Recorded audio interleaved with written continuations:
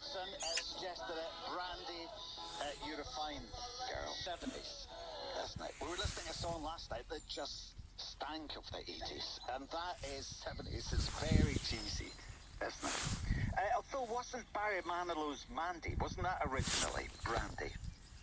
Oh, I don't know. I think the original version, that was Brandy. You came and you...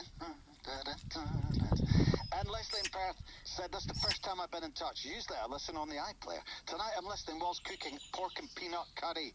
Lovely. Enjoying a sneaky wee wine. I'd love to hear it at 5 o'clock somewhere. Always my excuse for a beer. I think we have to do that tonight."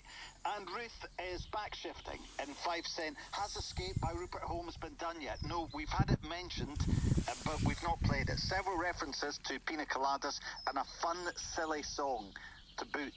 We're all on to one of them. And Simon and Orkney said, for a non-alcoholic version,